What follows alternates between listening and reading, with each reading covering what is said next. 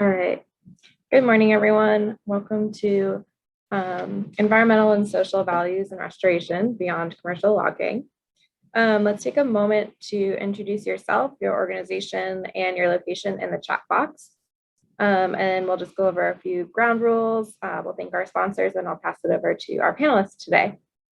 This session is part of the 2021 Pacific Northwest Forest Collaboratives Workshop.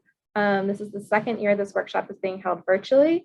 And if you didn't participate last year, we're following a similar structure. We'll be hosting 2 workshops per month, roughly. We started in April, and these will go through October. Thank you for all of you who joined us for Anticipating Wildfire a few weeks ago. The recording of that is now available on the website. If you participated, you should have received a link to a survey to provide feedback, and we would really appreciate it if you took 5 minutes out of your day to complete that. We'd like to thank our sponsors today before starting out, particularly our silver sponsors, Hampton Lumber, Timberline Lodge, the Forest Service, and the Northwest Fire Science Consortium.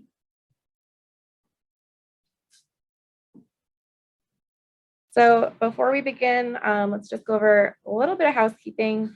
The following rules are in place to help make the most of today's session. Please stay muted unless otherwise instructed. In addition, please keep your video off. That helps with bandwidth and to limit distractions. Use the chat box to ask questions. You're welcome to ask questions throughout this session.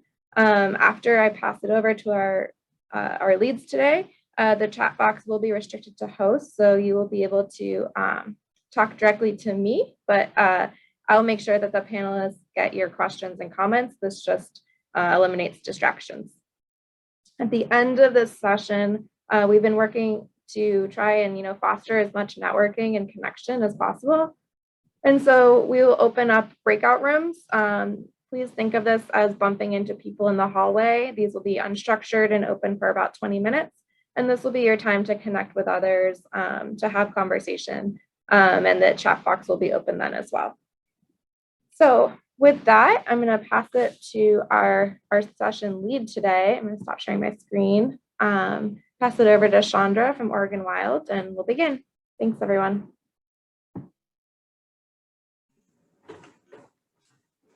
Well, thanks, Sally, and good morning, everybody. I will kick us off here, and I guess I'll introduce myself real briefly, but I'll do that a little bit more thoroughly as part of the panel. My name is Chandra Liu. I am with Oregon Wild, and I live and work in Eugene, Oregon.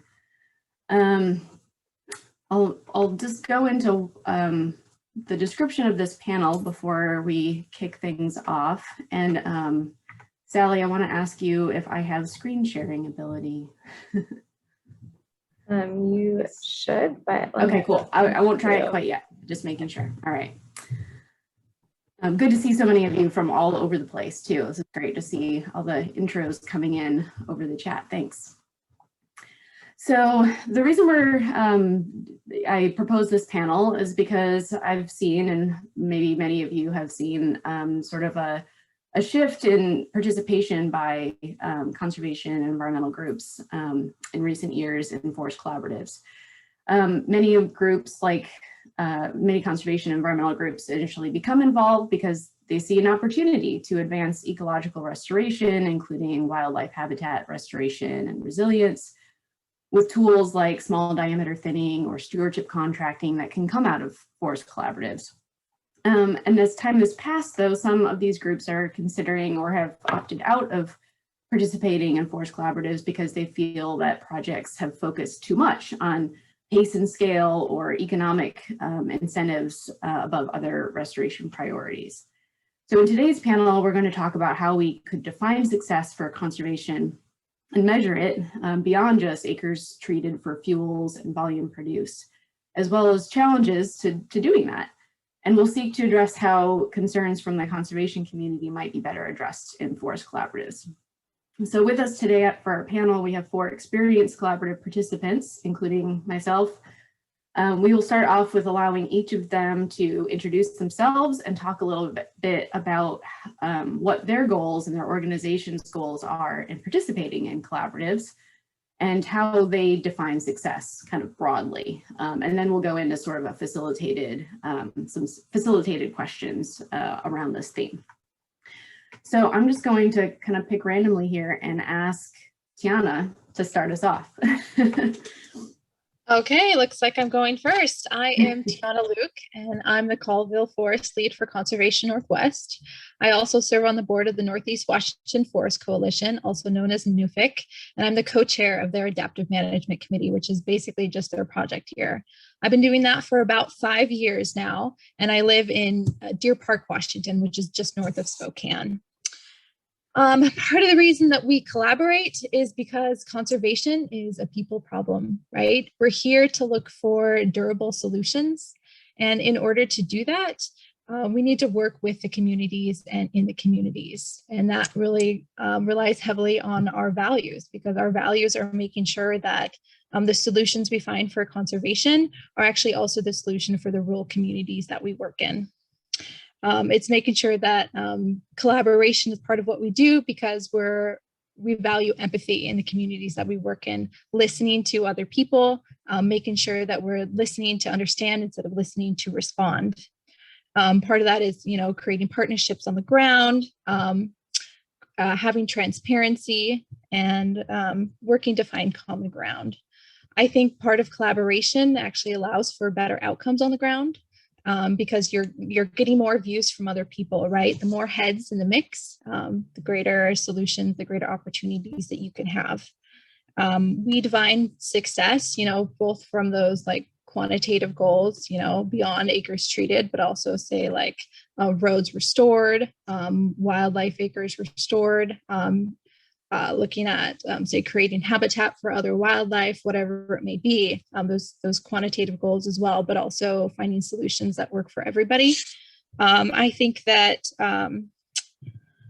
part of my job is actually to put myself out of the job. Not that that's ever going to happen. And maybe that's even a little bit idealistic, even for a nonprofit employee. But that's truly what I believe my job is trying to work to find solutions that will last and that will continue into the future, and that actually work for the communities instead of just coming into the communities and saying, this is what we think should happen.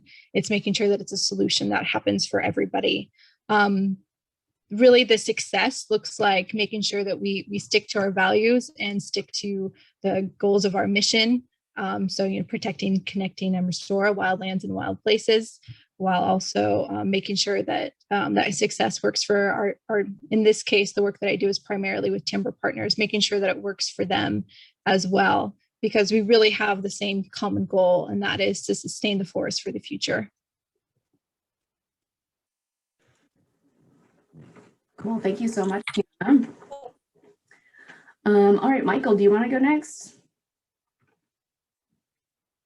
Sure, hopefully you can hear me okay. I'm going to try to share my screen also for a moment here. So yeah, thanks for having me on this panel. My name is Michael Crocta, and I am BARC's Forest Watch Coordinator. We're a nonprofit that's based in Portland, Oregon. And I was brought on staff for BARC in 2013 after a few years of volunteering with the organization. And so in case you want my contact info, it's right there under BARC's mission statement. In all the work that BARC does, and we'll get more into this, we really do hope to bring a shift in public lands management more towards the ecological and the social values, especially as they relate to climate resiliency and adaptation. And I'll be talking more about that, but I wanted to first give just a quick shout out to the collaboratives that I'm going to be sort of drawing my experiences from today. They are the Clackamas Stewardship Partners, which is a group that I've participated in since 2014. And then the Hood River County Forest Collaborative I've participated off and on since 2015. And then also the Wasco County Forest Collaborative off and on, also since 2015. And those kind of roughly correspond to these districts here on the Mount Hood National Forest, which is where BARC primarily works. I'll tackle this first part a little bit differently. I think working in different collaboratives with different members and National Forest staff, it's become really apparent to me that there doesn't really seem to be a very consistent role or level of influence that these collaborative groups have on the projects that end up happening on the ground. And so, you know, the answers of whether or not to participate or how much have really kind of varied throughout the years for us. And I will say that the relationship building and the shared learning that happens in these groups has been really tremendously valuable to me on a personal and a professional level. That said, over time, I've really gotten more realistic about how far the benefits extend from that in terms of the quality of work that ends up happening on the ground. Not always the case, but that's my caveat. I think for BARC, ideally, these projects that we collaborate on would have metrics that aren't just timber volume or acres treated, but also focus on the two other components of that triple bottom line.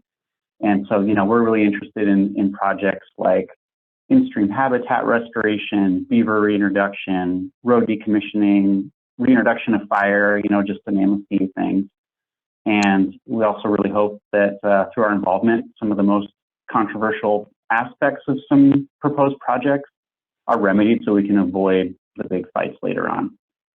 And if I could just share just a couple other really quick reasons that I think it's valuable to collaborate. I think that, you know, one of the more practical reasons is in participating is that to keep informed about projects that are being proposed, especially now, you know, collaborative groups have always been really privy to more information shared earlier about projects being proposed or other major updates or shifts within the federal agencies. And, you know, these groups, sometimes they can spend up to a year talking about a project before the rest of the public has any notification of it. And, you know, now there's also categorical exclusion projects, which we might talk more about, that they can really be quite large and not be required to go through the same meaningful public review or environmental analysis, but there's often a requirement for collaboration, which often, you know, it's not often very well defined, but it ends up meaning that these collaboratives end up being able to see these projects before they're set in stone and may have some influence there. I've also really found that the collaborative spaces really allow members to be able to ask point-blank questions and have a different, more deep level of dialogue than with the Forest Service, especially than they might otherwise. And the last thing I'll share is, you know, as many people know, you know, BARC really works hard to get volunteer boots out on the ground into some of these projects. And so, you know, we have a lot of site-specific information that we bring to the table. And I sometimes feel if we weren't at the meetings that that kind of level of information wouldn't be brought. And I think it's harder to disregard that type of input than other types of input that come into these projects. And I think that's especially important now as so much project analysis that we're seeing is moving towards more of a conditions-based analysis approach where, you know, the agencies are identifying less and less specific areas and actions and more focusing on, you know, a broad set of guidelines that they apply across the landscape. So that's it for my part. I'm done. Thanks again for having me. Thanks, Michael. Do you want to stop sharing your screen? And Laura, I'll have you go next. Hi, I'm Lauranavarette. I'm a biologist with the Fish and Wildlife Service based out of the field office in La Grande. And I've been with the service for about 8 months now. And before that, I was a biologist on the Willow-Whitman National Forest for about 8 years. And so I've been engaging with the Northern Blues Collaborative as a Forest Service person and now as a representative of the service for about 6 years. And so the service has a little bit of a different role than some of the other groups, I think, that participate on collaboratives, in that the action agencies do have a responsibility to engage with us. If there's any potential that habitat or listed species might be impacted by a project, they do have a responsibility to consult with us. And so we don't necessarily have to be on a collaborative in order to have a voice in some of these projects and the development. However, I think, a goal of participating really is to get some of those things talked about up front. I think, especially in the past, there's a history of having project development be very heavy on silviculture and fuels, and then all the other resources and groups just react to what the proposal is. And that can set up more contentious relationships where you get into the situation of, well, you can't do that here, and oh no, there's this here, and so you can't do this. And so having the opportunity to be able to sit with a wide variety of people, make our resources clear and what our concerns are, can really lead to a more mindful project development. And so you can see how your concerns have been addressed within the project as it's proposed versus on the back end. And so that's one of the reasons that we want to participate in these collaboratives. And, I think for us at the base level, minimizing any kind of impact to critical habitat or listed species is always a success. But, the mission of the service is to work with others for conservation, protection, and enhancement of wildlife, plants, and their habitat. And so anytime that mission is reflected in a proposed action, is spelled out, you can tell that it has been mindfully thought about and isn't just sort of put in at the last minute. I think, you can call that a success. Awesome, that's super true. Thank you, Laura. Okay, I'm gonna share my screen for a sec. All right, well, I get to play facilitator and panelist now, so I'll introduce myself again. My name's Chandra Liu, and I'm the Western Oregon Field Coordinator with Oregon Wild, based in Eugene, and there is my email address if anybody wants to get a hold of me. I've been with Oregon Wild for 18 years, and I've participated in forest collaboratives and stewardship groups on the Siuslaw and Willamette National Forest for, let's just say, many of those years. I'm currently active with the newly forming Oregon Central Coast Forest Collaborative on the Siuslaw National Forest and the Southern Willamette Forest Collaborative on the Willamette National Forest. So Oregon Wild's mission is to protect and restore our wildlands, wildlife, and waters. And we use a lot of tools to do this, from advocating for sound policy at the state and federal levels to, engaging the public in our campaigns, to using the NEPA process to comment on public lands projects that have impacts to fish and wildlife. And, we use litigation when we have to stop illegal projects and policies that harm public resources. But we also believe in proactively working to improve those policies and projects by encouraging our agencies to design, beneficial restoration projects. So we believe that the best use of collaboratives is really to advance those goals of ecological restoration within agreed upon sideboards. And the point of collaboration isn't really to avoid objections or litigation on projects or to get timber volume out, but rather to craft projects, together in a collaborative manner that benefit the forests and the watersheds that are in need of restoration after decades of overlogging, excessive road building, fire suppression, and other types of ecological degradation. And collaboration can be really useful in accomplishing these goals because it offers a means to finding common ground among diverse interests, community members, all who have a stake in how public lands are managed, and actually lead to projects on the ground with ecological benefits, much like the rest of you have just mentioned. Because our main goal is these ecological outcomes, success means that, we want to see agencies considering and incorporating clear ecological outcomes in projects that the collaborative is engaged in, kind of like Laura just said, kind of having those things spelled out from the get-go. So for example, on the Siuslaw National Forest, I'm actually going to advance a slide here. where for years we've called it the Sayus-Law model of working together to restore old forest habitat, and we've got sideboards in place there based on the Northwest Forest Plan that are pretty constraining as far as what the National Forest can do. It's all about restoring old forest habitat for threatened species.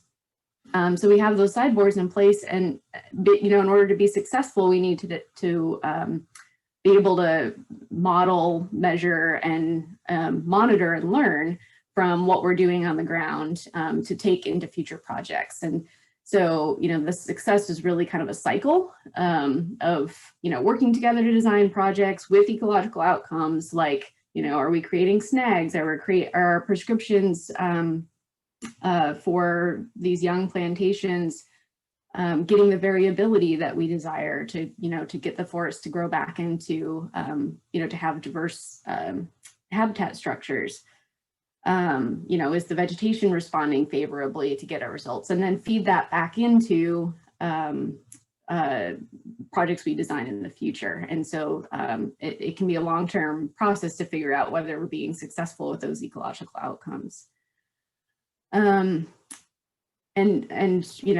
Coincidentally, timber volume is produced on the Sayus-Law National Forests and is really easily measured, but is just a byproduct of the work that is being done otherwise.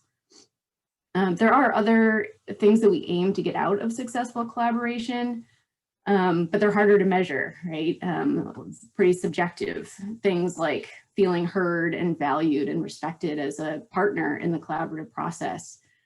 And for us, I guess in the end, as far as determining the value of collaboration, we want to see better ecological outcomes through the collaborative process than if we were just participating in, as a member of the public through NEPA. And often we do see that, and sometimes we don't. And so when you're left with a balance of, we're not really seeing many better ecological outcomes through collaboration, it can be those intangible things like having trusted partnerships and relationships that kind of tip the balance, towards doing it or away from doing it. Okay, so I think I will stop my introduction there.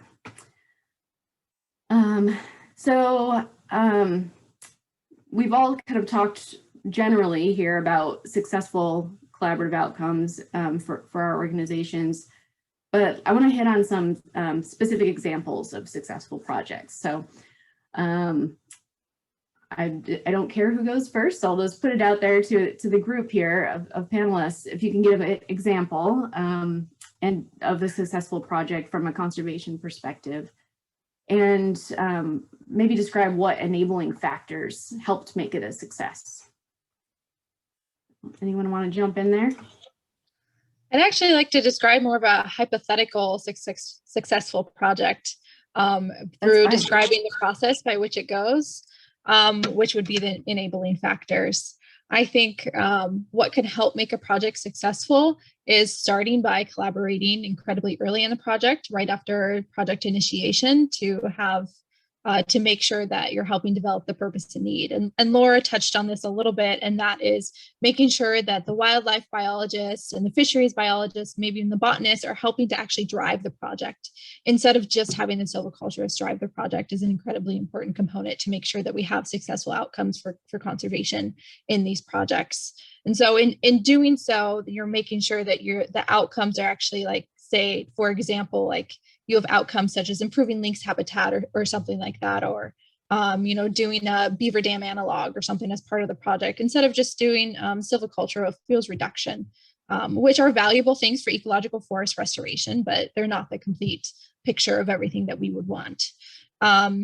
Along with that, making sure that during that process of collaborating early and often is that communication is flowing both ways between the public agency as well as the collaborative on the ground. So making sure that interests and concerns are heard from both parties.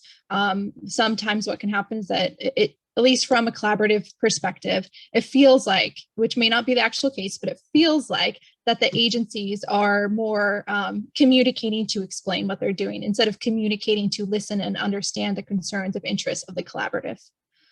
So through that process, having all those things in place, that can help produce a really successful project. And I'll stop right there because I don't want to take up too much time.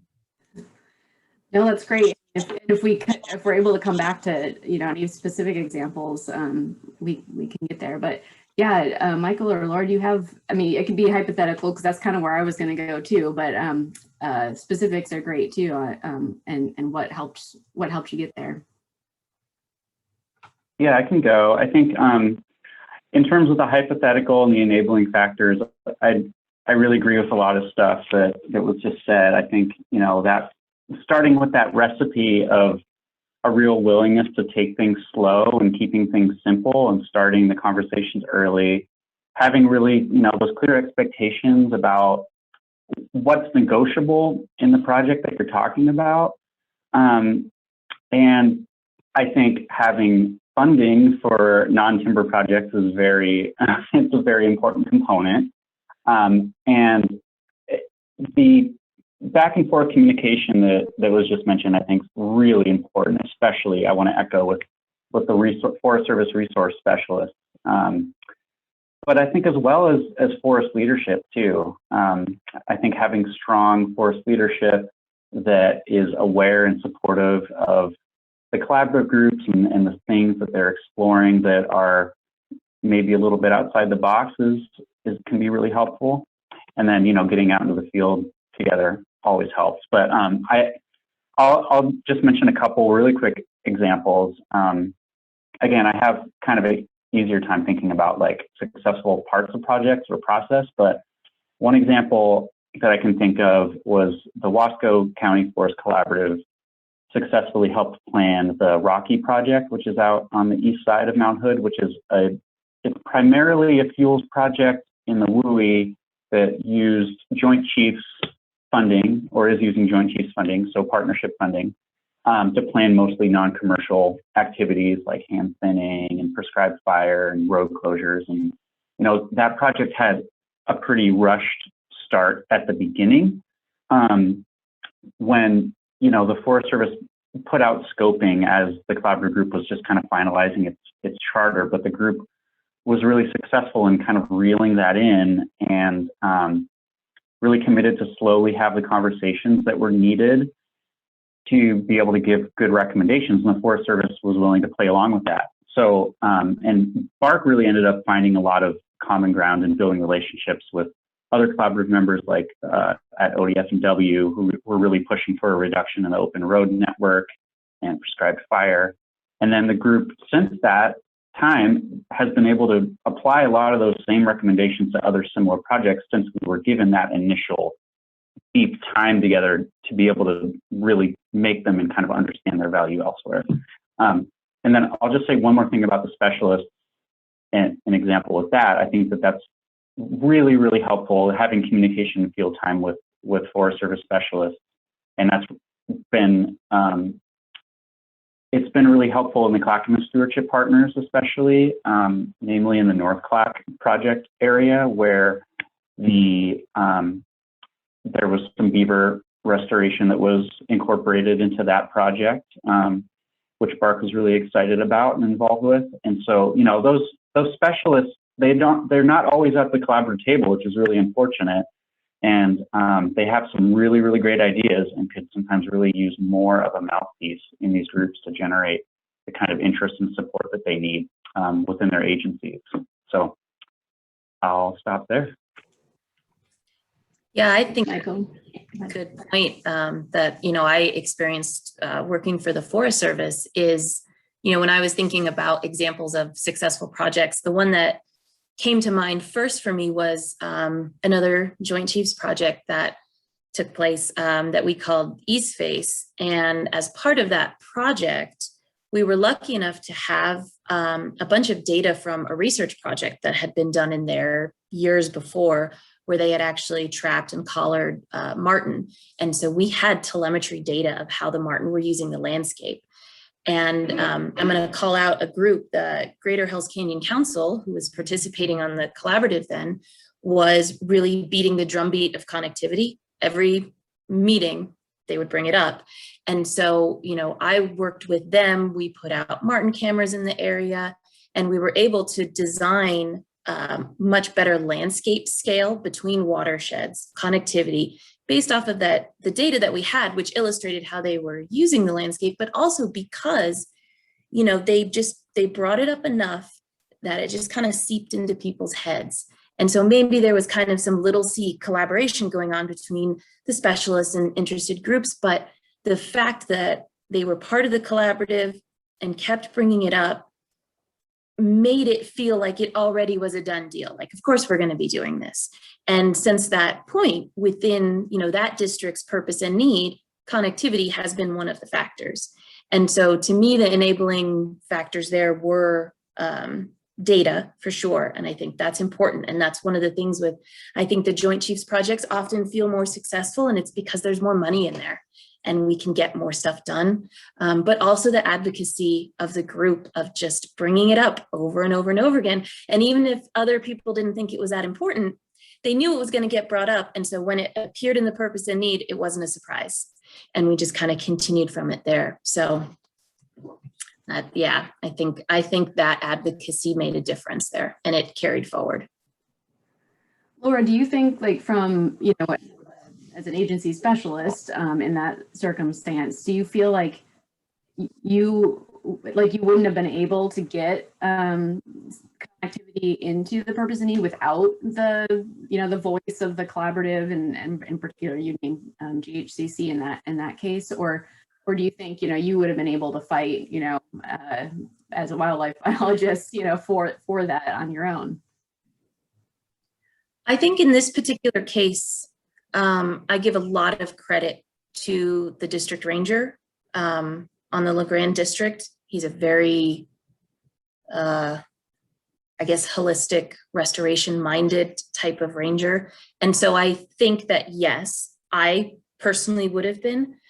However, having experienced different personalities and how different districts are run, I do think having the support like that from the outside advocacy groups really makes a difference. You know, if you can bring that to your ranger and say, we know that these groups really think this is important, and this is how we can build that into the project area based off of this data and this literature, that absolutely makes a difference. Thanks. Yeah, I think that's sort of one of the things I was going to bring up for an enabling factor of success too, is, yeah, having the leadership or having the support from the leadership of the Forest Service or the agency you're working with. One example I was going to give was with the Southern Willamette Forest Collaborative. We went through a process sort of on a parallel track with the ID team to do a landscape level analysis, the Rigdon landscape analysis. So it wasn't NEPA, it was just a landscape analysis process that the collaborative went through, again, on a parallel track with the Forest Service IDT. And sometimes there were joint meetings, but there was a lot of joint learning that happened, you know, so that specialists were brought into the collaborative, and like collaborative perspectives were reflected back to the IDT as this landscape analysis was going on. And that definitely wouldn't have happened without the commitment of the ranger to, you know, make sure that the IDT members were spending that time and valuing the input of the collaborative.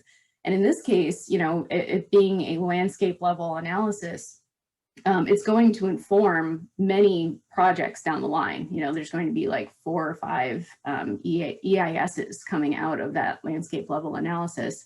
And the collaborative group developed zones of agreement through that, you know, after that process sort of concluded, that hopefully will inform, you know, all of those NEPA assessments that come out. And so doing it kind of at that higher level and early on, I think we'll see better results on the ground because it's kind of going to be baked in. It's not, you know, the collaborative involvement isn't coming in at the last minute. So I think others of you mentioned that too, that getting, or Tiana especially, yeah, getting in early and baking in the concepts that that we value from the conservation side is really important. I think you guys all covered the other things I was going to mention. I already kind of talked about how on the SAIS law we have sideboards in place that just kind of on a policy level with the Northwest Forest Plan. And that really helps, both constrain the work the collaborative, recommends, or the Forest Service, proposes. But in the case of the SAIS law, it gives us room to like, I don't know, get a little bit more down in the weeds in the discussions we have, because we're not talking about, I'm like, well, should we thin plantations? It's more, how do we get the best results? Because we already know that that's the only work that, is going to get done. Actually, that's not true. I should take that back. There's lots of other watershed restoration sort of work getting done as well. But as far as the vegetation management, there's no, controversial logging in old stands, for example, because of the sideboards placed on the on that forest. And that helps us be successful. We don't have to fight about some of those things that in other places you might. So there's some great examples of success, but I know that we've all probably seen some challenges as well. And so I wanted to see if you could offer some examples of challenges that your collaboratives have faced in meeting non-timber outcomes. I know funding is one that we all might mention. It's been mentioned already. How do we pay for things like prescribed fire or stream restoration or other non-commercial outcomes? And I guess, if you could talk about how your collaborative might have tried to address these challenges, or ideas you have for how we might address those challenges moving forward.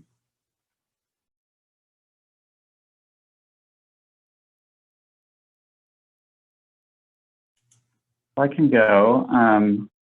So definitely over the last few years, especially, I've definitely seen kind of a lack of the agency capacity and funding, like you mentioned, to consider non-timber projects outside of sometimes being coupled with really large timber sales.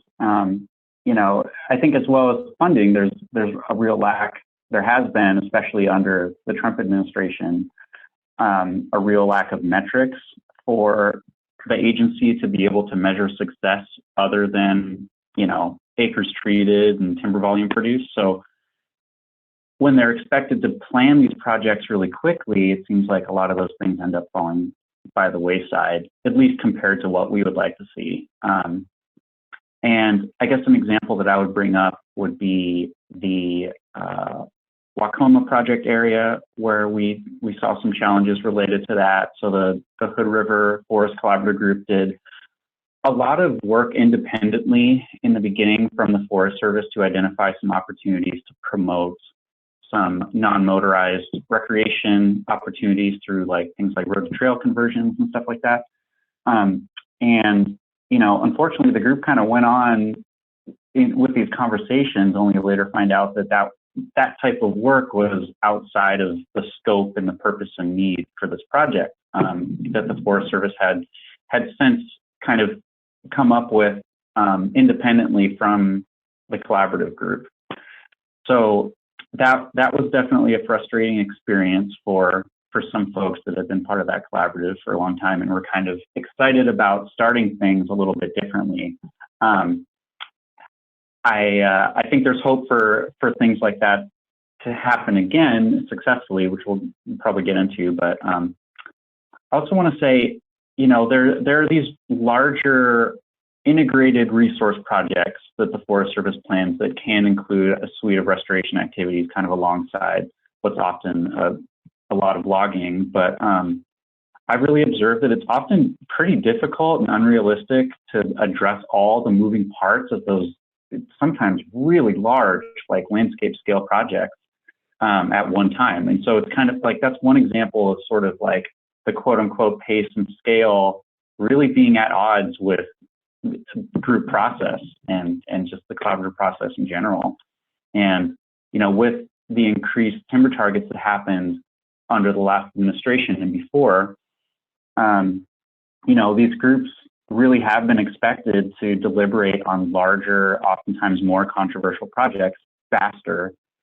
And even if they do include some really good parts like, you know, salmon habitat restoration or road decommissioning, you know, if those controversial parts aren't fully understood and addressed by the collaborative members or disclosed late into the process, which has happened sometimes, they can really take up all the focus of the group, especially if they don't have like sideboards, like Chandra was just saying. They can really take up a lot of time at the end, and some of the other project components can really end up falling by the wayside. And yeah, there's other stuff too, but maybe I'll stop there for now. It's interesting that you brought up the, you know, the big integrated vegetation management projects, because that is the case in some places where those are still being planned. I'm thinking about some BLM projects, for example, in Southwest Oregon, not as part of a collaborative, but they're really big, and the NEPA is kind of like, I don't know, not very site specific, let's say, and probably wouldn't be meet the standards many of us are putting out there for projects we, you know, could get behind necessarily. Again, they're not being planned collaboratively, but I've actually seen a shift away from some of those. I think the Forest Service calls it big gulp NEPA, where a project includes, you know, a variety of things that, you know, there's timber production, there's stream restoration, there's road decommissioning, there's, you know, maybe some other habitat goals.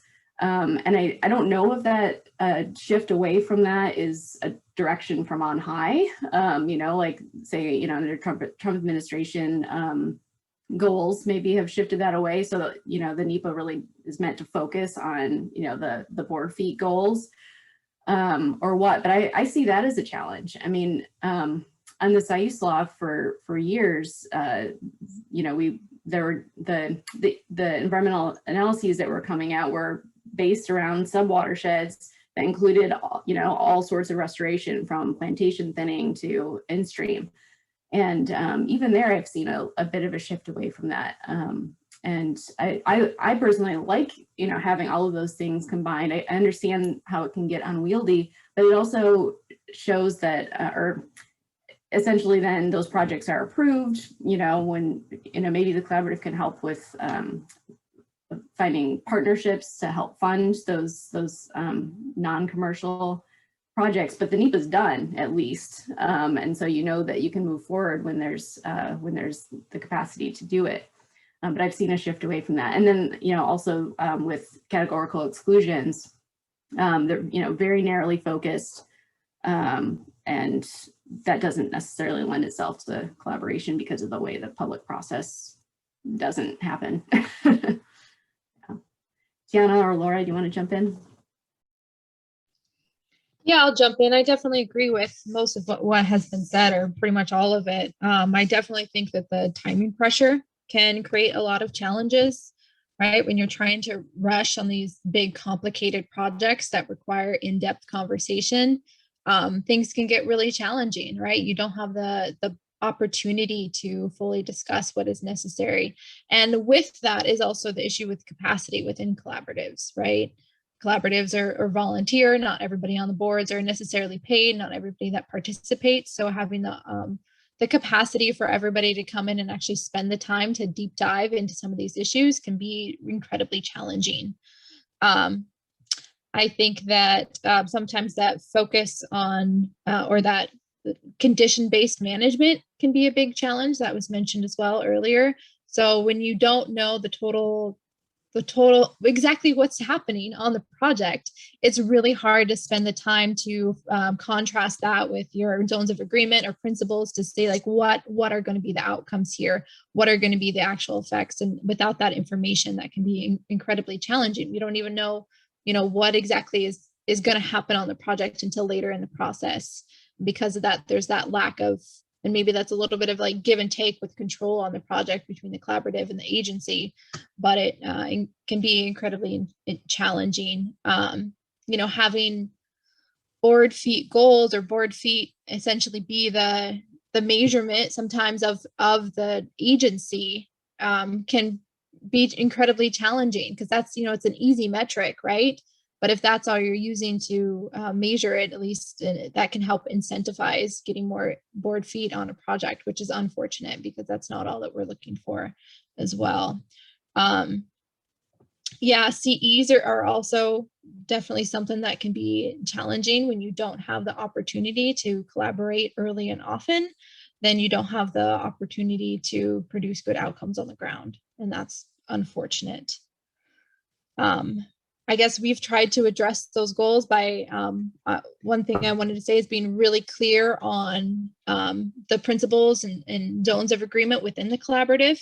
So addressing that by, having good cohesion. That's not always easy, but I think that's an incredibly important component within collaboratives to make sure everybody's on the same page. And then you can act as one cohesive entity and kind of harness the power of that cohesion to help move forward. And as Laura was saying, help beat the drum, when she was talking about the last question, to say like this, be repetitive, keep talking about it, make sure that it's really clear that, this is going to happen within the project, whatever it may be.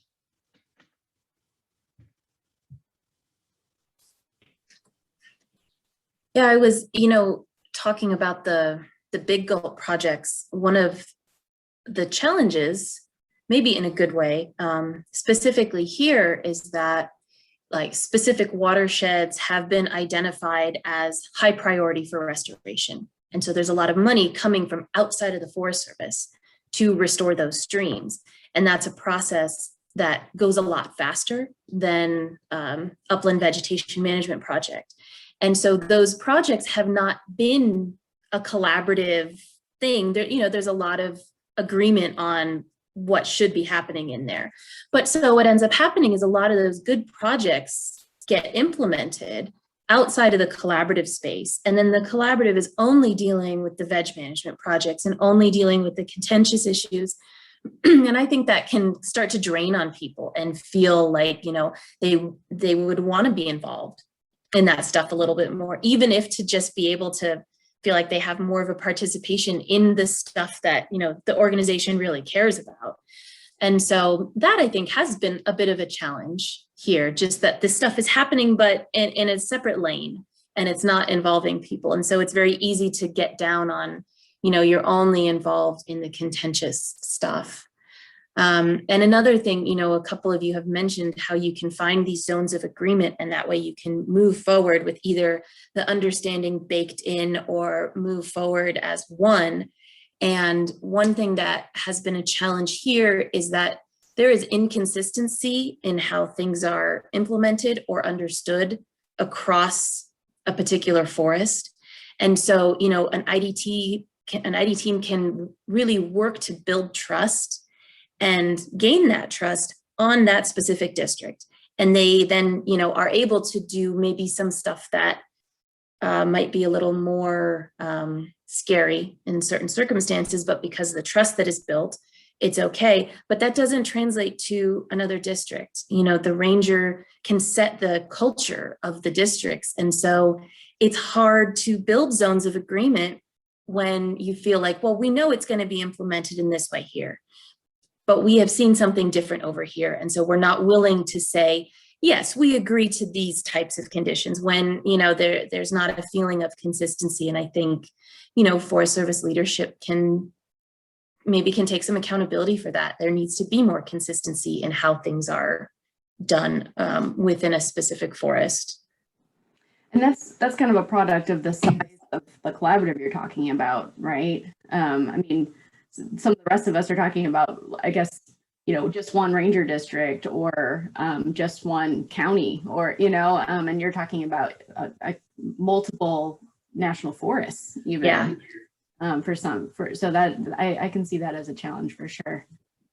And kind of on that as well, when I was within the Forest Service, what I observed was that, almost across the board, the people who work on the districts want to do the right thing for the land, but are often constrained by regulations and mandates that come from way, way high up. And so things that, people get frustrated about within the collaborative, letting fires burn on the landscape naturally. Those are things that I think there's a lot of agreement that, yes, we want to return fire to the landscape, but that is not a call that we can make. That's way higher up. And so, those types of things can influence the dynamics of collaboratives and feeling like a project has been successful, or, an amendment to a forest plan coming through, or, that's not stuff that the district people have control over. They just kind of have to work with it, but it can erode the trust within a collaborative. Yeah, on those same lines, with stuff that's higher up, one of the things is the capacity of specialists like wildlife biologists and fisheries biologists on the forest to actually help drive the project, right? Everybody has their own responsibilities, and to have the capacity to do more than just respond to what the silviculture is and driving the project, I've heard can actually be incredibly difficult to spend the time to help develop those ideas. And the collaborative, in a way, can help increase that capacity by being that voice, by being that advocate, by saying this is incredibly important to move forward, and to say this needs to be a priority in this instance. One other thought that I had is that one of the challenges is that sometimes in projects I've seen that things are thrown out of a project just because there's a thought that there may not be the capacity later to do that. And so then it's not analyzed as part of the project, and then there's not the opportunity to do it at all. And so I like to be to push for a little bit more optimism. And for example, to say like, look, we want to do 15,000 acres of landscape level prescribed burning on this project. But even though we're told like, there's no way this is ever going to get done, I want to be more optimistic and say, look, we need to analyze for this and actually put this in there, because what if things change? Prescribed burning for a project isn't going to happen until 5 to 8 years after the decision is signed, in some instances, right? Because it's one of the last things that's done as part of the project. So maybe policy can change. Maybe we can change change the guidelines to make sure that we can actually get this done, whether it's air quality standards or whatever it may be.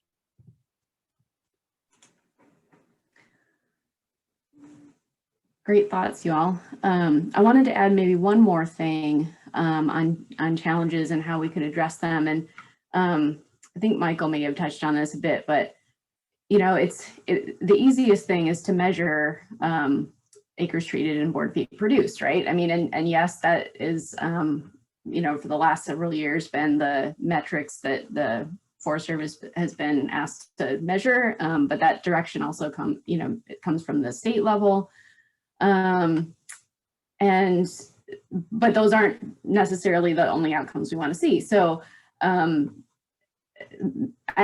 doing the non-commercial or non-commercial generating sort of projects on the ground is one thing, and having funding for that, but then actually measuring them so we can point to success or learn from what we did is really challenging. And on the Siuslaw National Forest, because we had a robust stewardship contracting collaboratives, and they don't like it when I call it a program, but stewardship contracting program, it's just the easiest thing to say.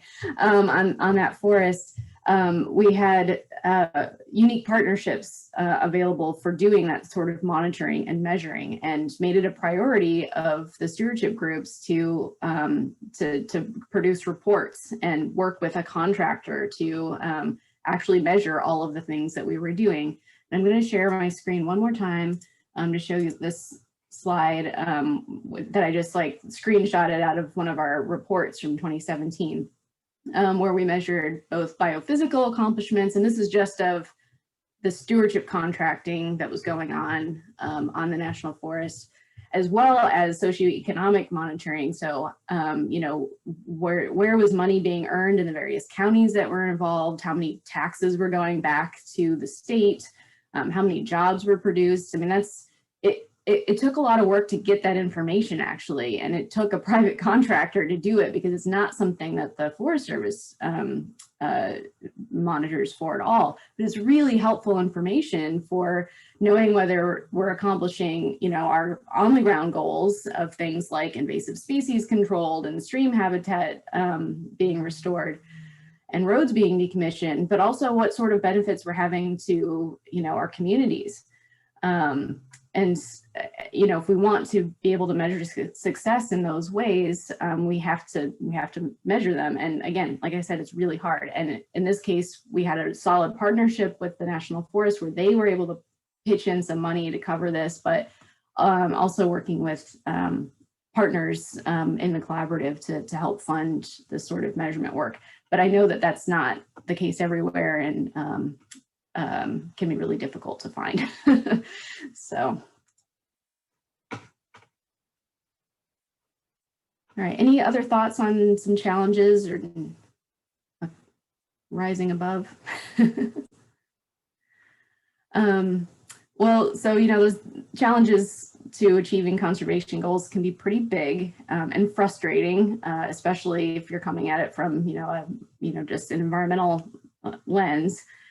So I want to ask, how has your organization, and maybe this doesn't apply to you, Laura, but considered leaving a collaborative because you weren't, seeing the results, or those challenges were kind of seen as too big? And then how has your collaborative dealt with any groups, in particular environmental groups, leaving the collaborative, and how has it affected the group? So we have not considered leaving, and we haven't had a group leave the Northeast Washington Forest Coalition, but we have had some conflicts within the collaborative, of course. And I think the best way to, I guess I'm not answering the question, but the best way to deal with it, but that's okay, is to continue to, in our case, to go back to the ground rules of the collaborative, to say, like, look, we're here for constructive discourse. We're here to listen to other people. We're here to listen to understand, to consider the interest of others as our own, and to give the opportunity for everybody in the collaborative to have their voice heard and to find solutions for that. I think there's been extra challenges as part of the pandemic, just to call that out, because in-person collaboration is so much easier. Communication is, primarily nonverbal. And so when you're on Zoom or you're on the phone, it's not exactly the same. And communication is obviously the key component of collaboration. And so that can be incredibly challenging to do. I think it's one of the important solutions for making sure that doesn't happen is actually spending the time to, enumerate the conservation benefits that we see, like you just showed, right? To actually, to have those in place, to be able to look at those and say, like, look, we have actually accomplished something. Sometimes it can feel like we haven't gotten anywhere, we're sliding backwards, whatever it may be. But then you take a step back and you look and say, like, look, we've actually accomplished quite a bit over the last 20 years or whatever it may be. And yeah, I think it's continually taking the time to build those relationships. It's an ongoing process. You can never really stop.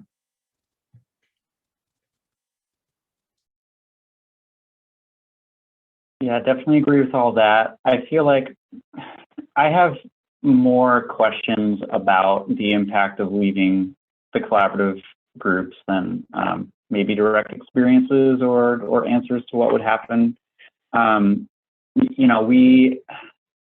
We have temporarily left a couple of our collaborative groups at times for specific reasons. It hasn't happened for quite a while now, quite a number of years. We did see the most recent experience I can recall. We did actually see, and this wasn't us leaving, we did see Oregon Wild and I think Pacific Rivers Council leaving the Crocta Stewardship Partners around the same time, and that definitely, it put more heat on us as we kind of brought forward our concerns and recommendations with projects, and it was hard, but I'm really glad that we stuck with it, because I could really see things moving a lot differently direction-wise, at least in the collaborative, if Bark wasn't at the table during those times. But then I also know that, Oregon Wild, you all continued to comment on the projects that collaborative was talking about. And so I sometimes wonder kind of what level of influence that those comments may have had in the advocacy that you all were doing on the same projects we were collaborating on, even though they came, you know, kind of outside the collaborative process. And that's always just been a big question to me, because I've heard even, you know, longtime project planners for the Forest Service say that they don't always give the collaborative input more weight than a comment by an individual in the public. You know, it can sometimes be more based on what that comment and that input contains. Not saying that that's right, but I've definitely heard that shared in the past. And so that's always begged the question to me, you know, where does all this hard work go? You know, we sometimes get into these really, really divisive, hard topics, and it can feel really disempowering sometimes not to see all that hard work translated into something that, you know, individuals on the group want to see. So I guess kind of more questions than answers on that one. The one experience we had, we left the Hood River group, I think back in like 2013 or 14. It was kind of right as I was coming on. And so I'm not really sure how that affected things in the short term, but it definitely sent a message to the rest of the group about the reasons why and kind of what we were observing. And I think Oregon Wild definitely had our back with us too at the time. And I know folks that they still remember that who were there. And but we did end up coming back to the group a year or two later. And yeah, so yeah, that's my piece. It's interesting. I mean, there's a variety of reasons why groups might leave. Some of it might be, you know, you're not seeing the benefits that you want to, you know, as far as project design or whatever. But some of it's capacity. I know that for some of the groups that Oregon Wild has left or left for a while over the years has been a capacity issue. I mean, it takes a lot of time to do collaboration, and so you do have to weigh, you know, that time and commitment and you know, drain on staff with the benefits that you're getting. And sometimes you might still get great benefits out of collaboration, but that balance wasn't quite working for your bottom line or whatever. So it might not always be, you know, because you're frustrated. It might be because, you know, you just need to you need to focus your staff in another place. I know, I mean, you mentioned, you know, Oregon Wild kind of coming and going from some of the Mount Hood collaboratives, and I truly think most of that was capacity based, but we have left other collaboratives based on some, you know, ideological differences and some of the challenges we've been discussing. I'm not going to dwell on those because I don't have personal experience. I did leave the Mackenzie Watershed Stewardship Group on the Willamette National Forest a year and a half or so ago. After making those, you know, sort of calculations in my head about whether we were seeing the ecological outcomes improved through our participation. And I couldn't, you know, and we had a fundamental difference of opinion between of values for stewardship contracting and the way it was being used. And I feel like, I mean, I felt bad about leaving. I hung on for a long time when I didn't really enjoy it. And, you know, but I feel like the group respected the decision and understood. And I think that some of the work that I had done there kind of stuck with the group as far as their considerations moving forward. You know, so I think it was a decent parting of ways. I know that doesn't always happen. And, you know, I'll just mention on the SAIUS law, there's been these stewardship groups for years and years, and now we're forming a new forest-wide collaborative that will tackle issues outside of stewardship contracting. And there's several conservation and environmental groups involved, but there has been over the last few years sort of an erosion of trust that was built with the National Forest on some projects, on some issues. And so those conservation groups involved in the formation of this new collaborative are, I would say, skeptical and, but hanging in there as far as wanting to rebuild that trust, wanting to build relationships so that we can see the outcomes on the ground that we all, want to see. We want to see forest and watershed restoration. So I'm hopeful and, taking kind of all of the good thinking of past collaboratives. We have a good facilitator, good buildup of process. I'm hoping that we can ensure that, conservation voices remain at the table, because we're going to get those intangibles as well as the on the ground stuff. But it's, yeah, it can be a challenge to sort of rebuild trust once it's been eroded. Yeah, I was thinking about Michael's point about, does the collaborative have any more weight than the comment during the comment period? And on the one hand, that could be seen as a good thing. The NEPA process is there, and the Forest Service needs to consider the comments that are put forward, and those help to drive alternatives that are developed. But, the big benefit of the collaborative, and this is kind of to your point, Chandra, is the relationships that you can build, the personal relationships that you can build within them, which can be very important. And so that hopefully, to me, the ideal situation is that the collaborative, through zones of agreement or working directly on the project development, the proposed action is one that the collaborative is already on board with, and that you would see your issues already addressed in that. And then any comments that come in that drive the alternative development are going to be something outside of what the collaborative has already discussed. But, the Northern Blues saw two groups leave, and, they put out their statements as to why. And I can only speak personally that I'm bummed. I'm sad that they're not there. And I do, you don't want to run the risk of having an echo chamber. If everybody, who dissents leaves, then you're not going to get the product that you actually want. And so, I'm sad, and they had their reasons for it, and we'll see what happens in the future. But it is absolutely too bad that it got to that point. And that kind of goes back to some of the challenges I was talking about, because I felt like a decent amount of that was out of the control of a lot of the people who were participating in the collaborative. It was larger things that were happening. But yeah, when you don't have those voices, like, yes, the comments matter. They're part of the NEPA process. And so they absolutely still have the opportunity to comment and be heard, but it does miss the relationship building. But if you don't feel like you are building the relationships, then maybe it isn't worth still being there.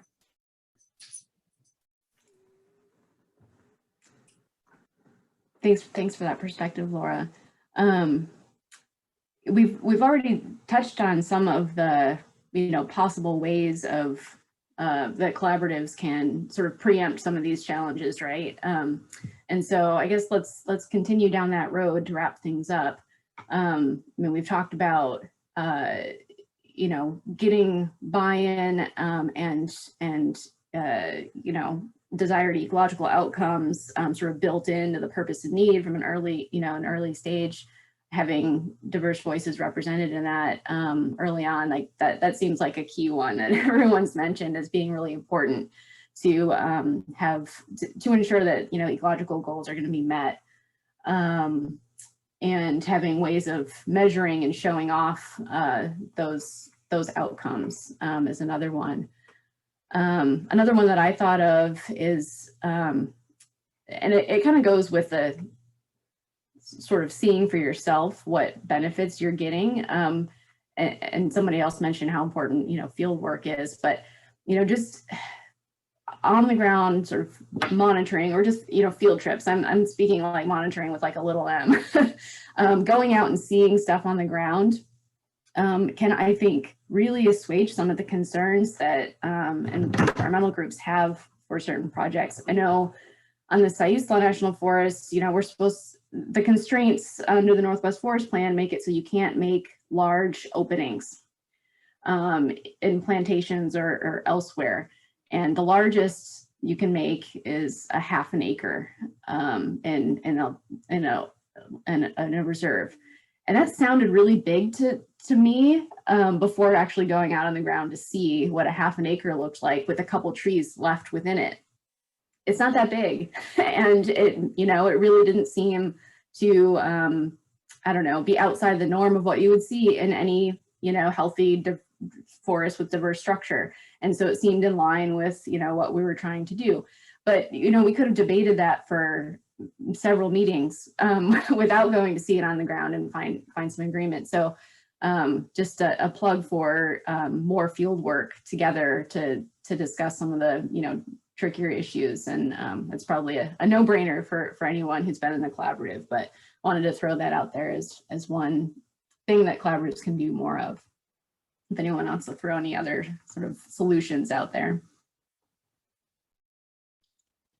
I'll just say along that same vein is developing trust between all parties. Like that's you do that through going out in the field and looking on the ground and seeing actually what's going on. So that's an important component of how to, that doesn't specifically address the concerns, but if you do that, then both parties, develop that rapport and you start, sharing your interest and moving from there. I think this has been mentioned before, but like even before, like getting it into the purpose and need a little bit, being really clear about like what your ecological objectives and goals actually are within the collaborative. So having those foundational zones of agreement and stuff like that is an important like precursor component to make sure that everybody is really clear on what you want, having the capacity and taking the time to like do a pre-field trip meeting. So hopefully most people within the collaborative are generally on the same page, can be really valuable to make sure that you're meeting those conservation goals. So conservation communicating with the timber partners within the collaborative to say like, these are our interests, these are our concerns. And then you can kind of almost like switch roles when you're out in the field, talking to the agency and say like, well, my timber partners have this interest, or, they can say my conservation partners have this interest in this project. So you have those opposite voices speaking up for the interests of their collaborative members can be really valuable.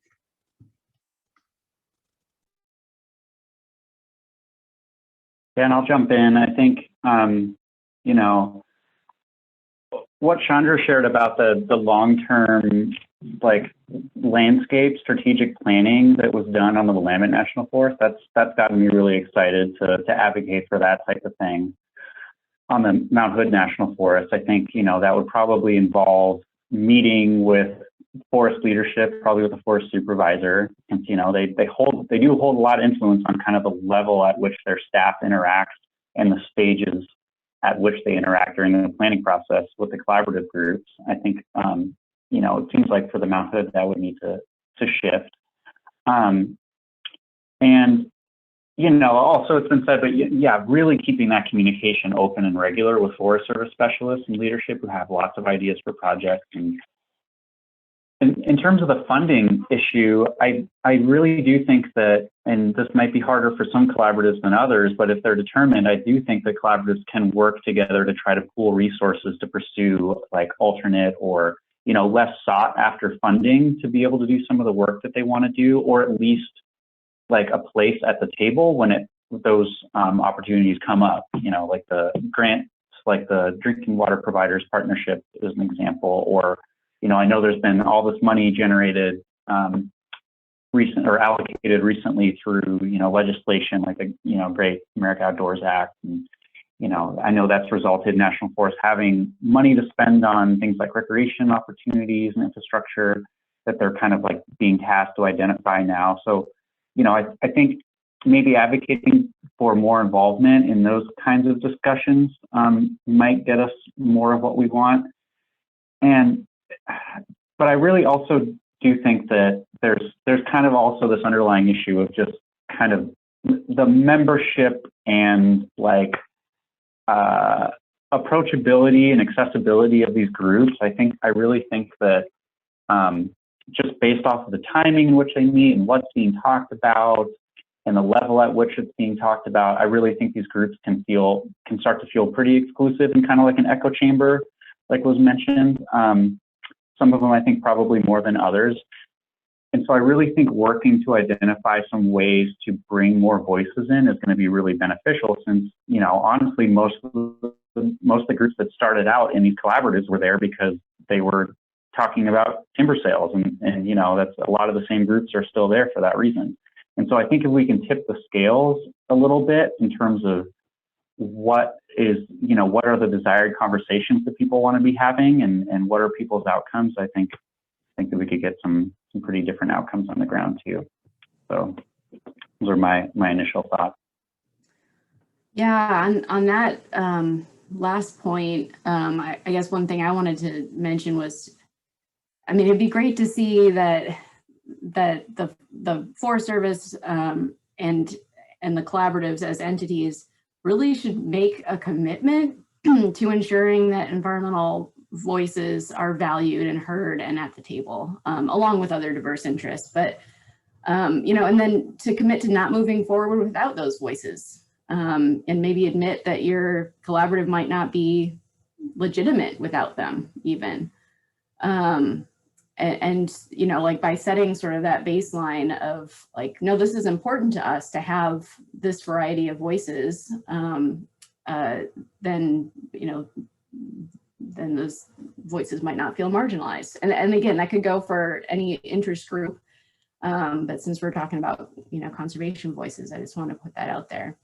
I wholeheartedly agree with you, Michael, on the funding stuff. And, you know, it's whether it's, finding outside partnerships, grants, et cetera, but also, working at those higher levels on the, the budget and where money is coming from the federal government. I mean, I don't know how to do that, but I know there are people who do work on that, and including at Sustainable Northwest. So that would be awesome to see some changes coming from on high. Yeah, another note on the higher level stuff. I think that the collaborative acknowledging those higher level issues, say, for example, initiatives like condition-based management or the use of the large scale timber-oriented categorical exclusions to hopefully weigh in on how those are causing issues at the project level, and either use the collaborative voice or, work with partners to help change that at the higher level if necessary to accomplish this conservation type work on the ground. I think acknowledging like how much pressure those can really have at the forest level and at the project level can have is important, and then taking actionable steps to hopefully change them, which is a little bit outside of collaborative control, but you can work with others to make sure that it happens ideally. Great. Well, thank you all for that's the formal question part, but we've got some great questions that have come in from the participants. So I'm going to triage them a little because I know we only have about 10 minutes left before we move to the hangout part of this panel.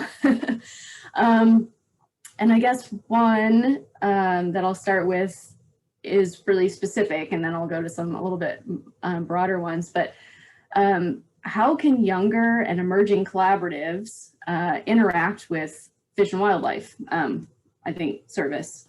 What helps with long-term consultation and relationship success? And Laura, I think that's very pointed towards you. Ooh, gosh, that's an interesting question. Can you read that again? Yeah, how can younger and emerging collaboratives, so I guess early stage, interact with Fish and Wildlife, and what helps with long-term consultation and relationship success?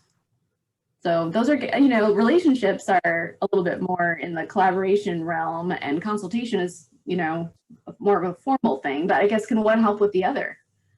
That might be a good question. Yeah, and so where I work, which is on the east side, there's a lot less going on in terms of listed species than on the west side.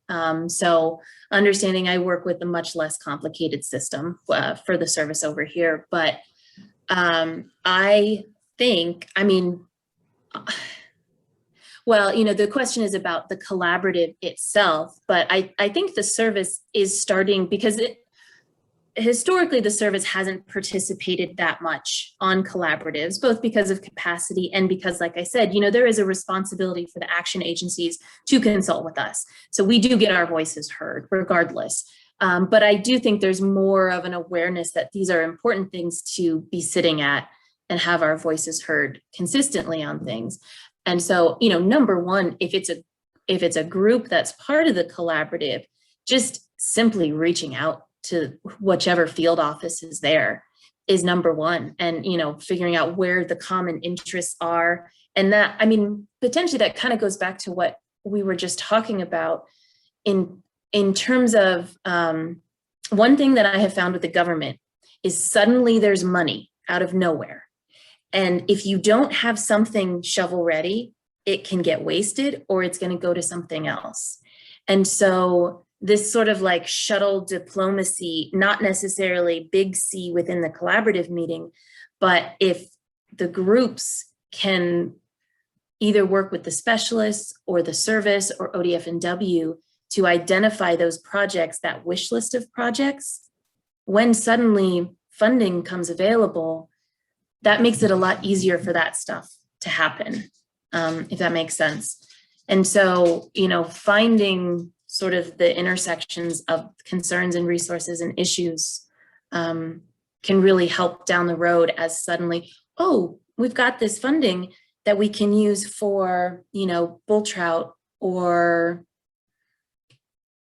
Western bumblebee habitat restoration or something like that. And if the groups have already talked about it, it's way easier to move forward. And again, you know, and that also goes back to capacity though, is how much time does everybody have to, you know, compile these wish lists of things. But yeah, I mean, honestly, I feel like it really is just direct connecting to the people who are the players in the area. And once you start talking, you figure out all the common grounds. But yes, to that point too, on the relationship, you know, if it's like a bull trout stream, there's been restoration done on it. We understand that the Forest Service doesn't have the capacity to do the types of monitoring that we necessarily would want on there. You know, having other groups available to, you know, create little side groups of, yeah, we went out and we looked at it and this is what it looks like. I think that actually does help, you know, successful consultation into the future. I don't feel like I really answered that, but I mean, it is something that we're struggling with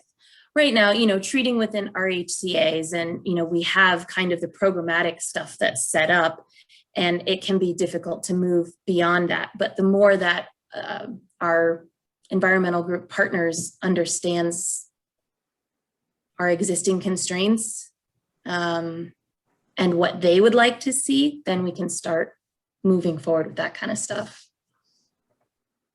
Well, you might not have totally answered the question, but no. Response anyway, so it's okay. This is I'm skipping one of the questions on the list because what your answer prompted I don't know, my brain to connect these two. But someone asked, can we speak to road bumps that come during implementation, and how can the Forest Service and collaboratives course correct projects that aren't meeting stakeholder expectations, and, you know, learn from that need to course correct, you know, so that broken trust doesn't roll over into future projects. Sorry, the monitoring, I think, is what spurred that. There's because in my mind, having, you know, fairly frequent monitoring and reporting is one way of catching things before they maybe get too far outside of what your agreements are. But there has to be a mechanism for that course correction. And I've seen some resistance by the agency to you know, do that sort of adaptive management in the moment, or for the very next project that maybe is already started, the NEPA process, you know. And so some of that might be the constraints of the agency, like kind of the way that, you know, you line up planning. But I don't want to use that as an excuse either. I mean, if you know, your collaborative group is monitoring a project in implementation and you find that a prescription is like really not getting the results that you expect, but the project that's, you know, going through NEPA right now with, you know, with the collaborative's input is using that same prescription, there's got to be a way to, like, you know, course correct quickly, because it's true, then you could lead to broken trust. And this is exactly one of the things that happened in the SAIS law that we're trying to fix right now. I don't know. So I'm open to other answers to that question, and ways of getting addressing that.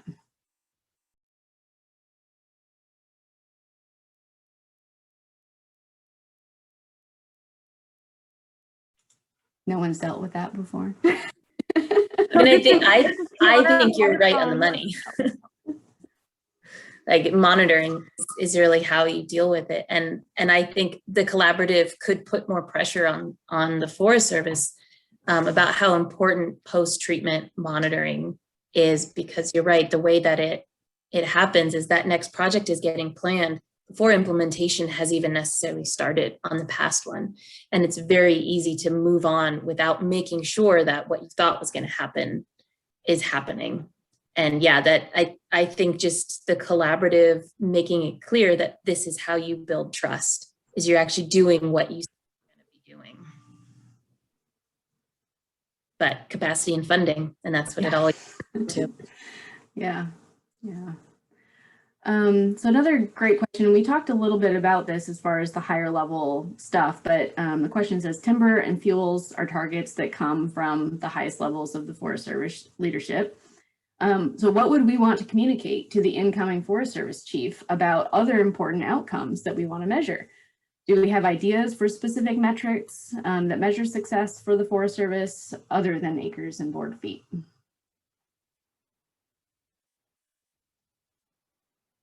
So this is Tiana, my phone.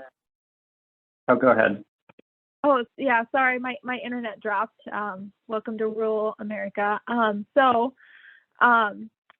I guess instead of specific metrics, I would say the message would be more that it's important to actually have other metrics besides acres and board feet, helping essentially drive, not necessarily drive projects, but essentially be the measurement that is used to measure success for projects, to make sure that it actually happens, right? So it's stuff like culverts replaced, road miles restored or obliterated, or whatever it may be.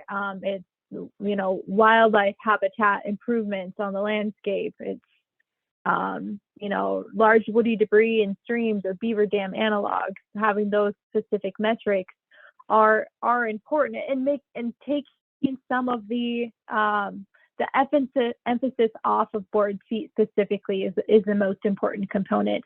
Making sure that's not the driver of projects, making sure that it's not the incentive for Forest Service districts to actually, you know, harvest more board feet. Yes, getting important, like restoration on the ground is important, is an important metric, and that's hard to do without measuring acres and board feet, but it doesn't need to be what feels like a lot of the time is the only metric or the major metric.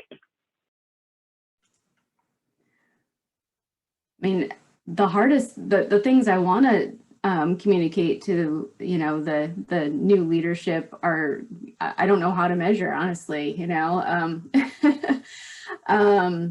like how is our management contributing to, you know, addressing climate change or resiliency in the face of fire, or, you know, those really kind of really hard things to measure. So I agree that and that should be goals of the Forest Service, in my opinion. You know, we want to set those lofty goals around sort of hard issues, but that really are important for our public lands.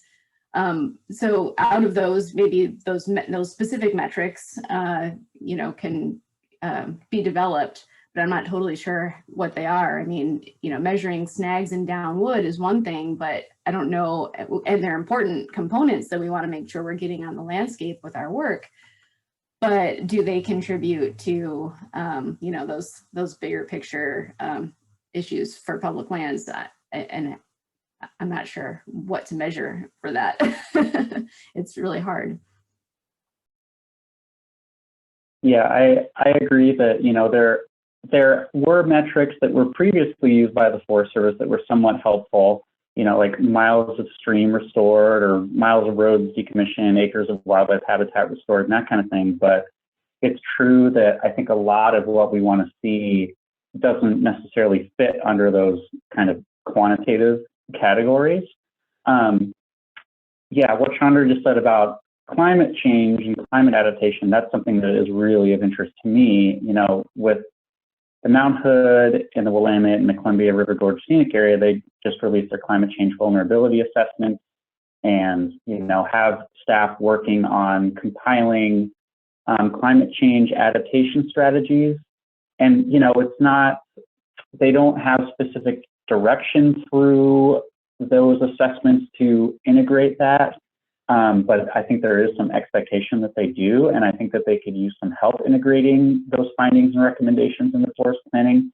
And it could be a tool that collaboratives could use to try to get more, I guess, climate savvy or whatever projects done on the ground. And it could be a metric in the way that the collaboratives could do a better job at, you know, putting the question out there to the Forest Service, like, how are these projects that we're working on together incorporating climate mitigation, and what is like an itemized list of actions that the agencies are taking to be able to move more towards that? Because I agree that that's one of the largest and most important endeavors that the agency has on its plate right now. And it's relatively new, at least for the agency, to be like thinking about it in that way. So yeah, I think that would probably be my number one quote unquote metric that's not really a metric.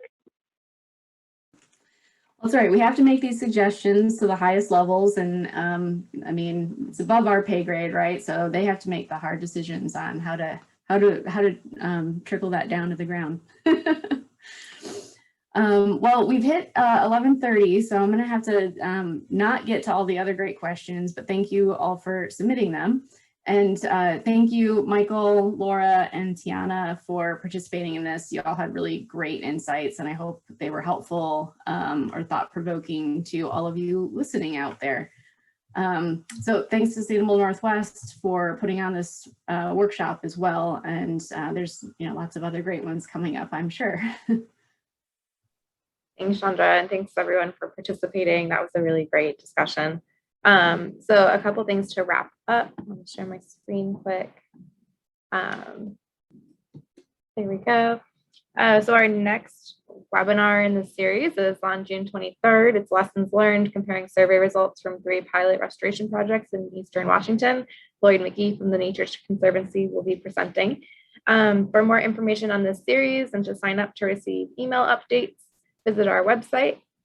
And if you have any other questions, or if your question didn't get answered today, if anything comes up, please feel free to reach out to me. My contact information is at the bottom there. You'll also receive a post-webinar email in the next 48 hours or so with the recording for today's workshop, as well as a survey to provide your feedback. We'd really like it if you could take a couple minutes just to let us know your thoughts on how it went so that we can improve for next year. And also the participant list for today so that you're welcome to reach out and connect with one another. With that, I do want to make sure that people have the opportunity at least to connect with one another. These are not facilitated. This is up to you if you want to take some time and talk to one another. Think of it as a very informal hallway conversation. You'll have about 15 minutes to participate, and you should get a let's see. I'll do this one more time. You should get a little prompt at the bottom of your screen that that asks you to join a breakout room or choose a breakout room. and you're welcome to choose whatever you want. This is your time. Thanks everyone for coming.